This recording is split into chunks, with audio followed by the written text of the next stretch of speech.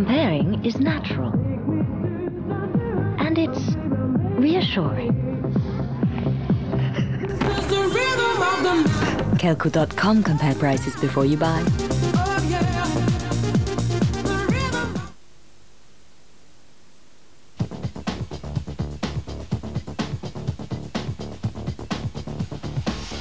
Connect.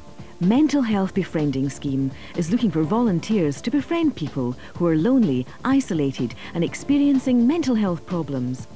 Would you be interested in giving a little of your time on a regular basis to share leisure pursuits, a trip to the shops or a coffee and a chat, and in doing so making a big difference to someone's life? As a befriender, you will receive ongoing training and support. For more information, contact Connect, Voluntary Service Aberdeen, 38 Castle Street, Aberdeen. There are 11 cup holders in this car, right, and only 6 seats. So by my calculations, you'd need to go somewhere like this and offer 5 llamas a cup of cola. There's a lot more to stock car racing than appears at first sight. It's not just a really bonkers sport. Wheel Nuts, Friday, 10:30. One of Merseyside's best-loved sons. There's no doubt about it, he is the salt of the earth. A man of many talents. He's not just a friend, he's more like a brother to me now. But most of all, a comfort to his family. You're joking. Carol Vorderman reveals one of Britain's favourite funny men and stars in their lives, Saturday, 7:25. 3 stars, 80 rooms, and a whole host of problems. Listen. But this is no sitcom. Excuse me, this has nothing to do with you, excuse me. More fair. Am I understood what I'm saying here? Real holiday makers, real nightmares. Holiday Hotel, a new series, Tuesday at 8.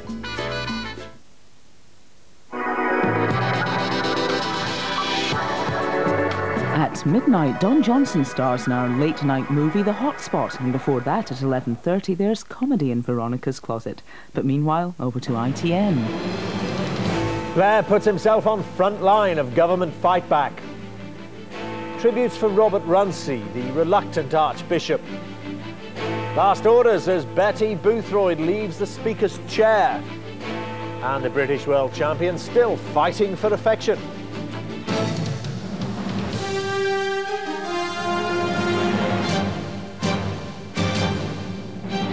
From ITN, the ITV Nightly News with Dermot Monaghan. Good evening. Tony Blair is to take personal charge of getting Labour's message over in the run-up to the election, his official spokesman said tonight. It will mean more news conferences like the one in Number 10 today, at which the Prime Minister said he was feeling fine and insisted that the government was getting there. He scored points in his weekly joust with William Hague in the Commons as well. Here's our political editor, John Sargent. It was a much better day for Tony Blair. He's decided that he scores by making direct contact with the public. So more news conferences are planned, like the one this morning. Officially, it was to announce that 1 million new jobs had been created under Labour. But it was his general demeanour that mattered. He was asked, "Have you been feeling the strain personally?" No, I think I'm fine. Thanks very much for asking, though. It's very kind of you. Is it like the Queen felt after her bad year? Prime Minister, has this been your annus horribilis? No. One of his themes was the need for a real improvement in public services. The annual report on what's been achieved is coming tomorrow. The spending plans are due next Tuesday. This afternoon, Mr. Blair chose to taunt William Hague about the Tory U-turn on taxes. Not merely did the Shadow Chancellor disintegrate the Right Honourable Gentleman's credibility on tax, he has impaled him, as my honourable friend says, on a £17 billion cuts guarantee. That's the new guarantee. Mr. Hague ridiculed what he described as this morning's government relaunch. Today he's attempted the 3rd relaunch of his government in a single month, under the inspiring slogan of "We're getting there." A slogan last used by British Rail when they weren't getting anywhere. But Labour MPs were delighted that this time the honours had gone to Mr. Blair. In personal terms, there's little doubt that the Prime Minister's fight back has succeeded. Last week he was obviously under great personal strain, but today he was back on form. John Sargent, ITN, Downing Street. The death was announced today of the former Archbishop of Canterbury, Lord Runcie. He was 78 and had had cancer for some years. Dr. Runcie led the Church of England from 1980 to 1991, praying with the Pope, marrying the Prince and Princess of Wales, and risking Mrs. Thatcher's anger more than once. She recalled him as a warm, good and brave man. Here's Paul Davis. Robert Runcie often referred to himself as the reluctant Archbishop. A cautious, modest man, he led the Church of England through a difficult decade when his views often clashed with the Thatcher government. During the Second World War, he served as a tank commander in the Scots Guards and was awarded a Medal for Gallantry. As the 102nd Archbishop of Canterbury, he displayed courage of a different kind, dealing with the politicians who accused him of meddling when he criticised their handling of issues like the miners' strike and inner-city living conditions. Margaret Thatcher is said to have been particularly annoyed by a sermon given by Archbishop Runcie at a service to commemorate the Falklands War, when he said the families of dead Argentine soldiers should also be remembered. A shared anguish can be a bridge of reconciliation.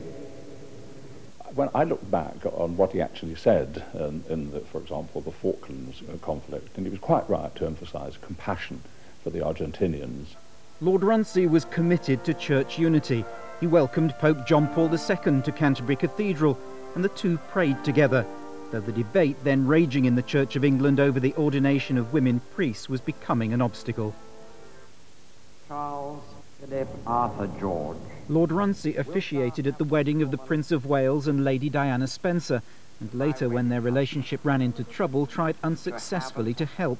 His final years as Archbishop were clouded by the kidnapping of Terry Waite, his special envoy to Lebanon. Every day for almost 5 years, he prayed for Waite's release. Today, the former envoy said he had lost a very special friend. He had a remarkable humour. You could sit down with him or travel with him or have a meal with him, and I mean, his wit was sparkling. And that's something that didn't often come across. Lord Runcie had battled against cancer for most of his retirement. He died peacefully at his home in St Albans. Paul Davis, ITN. The former Archbishop of Canterbury, Lord Runcie, whose death was announced today. Thousands of Protestants were on the streets of Northern Ireland today for the climax of their marching season. There was no serious trouble, though there was late last night, and tonight the Orange Order said the Drum Cree protest would continue. Juliet Bremner reports. It was a small and orderly band of Orangemen who returned tonight along one of the more contentious routes through West Belfast. To the nationalists whose homes they pass, the celebrations of the 12th, marking the Protestant victory at the Battle of the Boyne, are an insult. But despite the obvious displeasure, there was no disorder. This was seen as one of the most likely flashpoints tonight, but the parade has returned home safely, boosting hopes that the 12th may have drawn a line under this recent bout of violence. However, at Portadown last night, there was no appetite for compromise. On one of the worst nights of rioting seen so far, a blast bomb was thrown. Police responded with plastic bullets. This female soldier was hit in the face by a firework, and flames engulfed another soldier when a petrol bomb set fire to his clothing. A terrifying display of paramilitary strength in hardline loyalist areas reinforced the belief that extremists are orchestrating much of the disorder. The smouldering remains of a bonfire marked the spot where a 22-year-old man was murdered in Larne, the victim of loyalist paramilitary rivalry. The Orange Order continues to demand the right to march where it chooses, but today at parades throughout the province they denounced the use of violence to achieve this aim. Juliet Bremner, ITN, Belfast. Police searching for the missing 8-year-old Sarah Payne are tonight sifting through thousands of calls from the public. It follows the release of an e-fit picture of a man seen with a girl resembling Sarah at an M6 service station. Earlier, Sarah's favourite pop group, Steps, recorded a video message appealing for her release. Hi Sarah, we've heard that you're a huge Steps fan, so we'd like to send you all of our love and let you know that the whole nation is thinking about you. Also, if anyone out there knows anything or has seen anything, no matter how small, please contact the police. Betty Boothroyd, who's kept order in the House of Commons for the last 8 years as its first woman speaker, announced today that she's retiring from politics. The former Tiller girl asked her colleagues to be happy for her and got an unprecedented round of applause. Joe Andrews reports. Order! Order! Order! As formidable and commanding as ever, Betty Boothroyd confirmed that she is to retire, but then surprised all by saying her last day in the chair would come in just a fortnight. I now wish to inform the House of my intention to relinquish the office of Speaker immediately before the House returns from the summer recess. Ooh, they went in shock, but after over 8 years in the Speaker's chair and 27 in the Commons, it's time for this former dancing girl to leave the stage. Be happy for me. And that was followed by a very unparliamentary sound as hundreds of MPs and the public gallery clapped. She's the first Speaker who hasn't worn a wig because she has such a fine head of hair herself. And she's introduced a very human touch into parliamentary proceedings. And I think she stands in many people's minds for what they would like Parliament to be about. The first woman speaker in 7 centuries, she's been described as combining the manner of a kindergarten teacher with the lip of a barmaid. And she's had her battles, famously with Michael Mates over a statement to the House. I would ask the honourable gentleman to re-look at his notes and to see that this House is given the information he wishes it to have, which is not sub judice and which cannot be used in a future trial. That is the point I am trying to get over. There will be candidates from all parties for this coveted job, with some thought that a Liberal Democrat might end up in the chair for the first time in more than 70 years. Joe Andrews, ITN, Westminster. A report tomorrow will show that the gap between what car buyers here and those in the rest of Europe pay has actually widened. The latest figures from the European Commission come despite recent price cuts by manufacturers here. More fires were still breaking out today in the Greek holiday island of Samos. British tourists there seemed unconcerned, but for many of the islanders the heatwave has been a disaster. Our Europe correspondent Bill Neely reports. Samos has been ravaged by the worst fires in Greece. Today they were bombing the hillsides to try to put them out. 200 extra firemen joined the fight today, 1,000 now in all, but most are exhausted. Through long days and hot nights they've been trying to control the fires, but even when they do, the flames reignite quickly in the baking heat and the scorching wind. So far, 1/5 of the land here has been burned, 1 hilltop monastery destroyed, several mountain villages evacuated amid panic, then engulfed. More and more helicopters, planes and men are pouring in here. Every day the authorities say they have the situation under control, but every day more new fires like this one are breaking out, threatening more villages and more lives. Hundreds of tourists have been evacuated, most of them Dutch, but British holidaymakers here are on the beach and in no danger.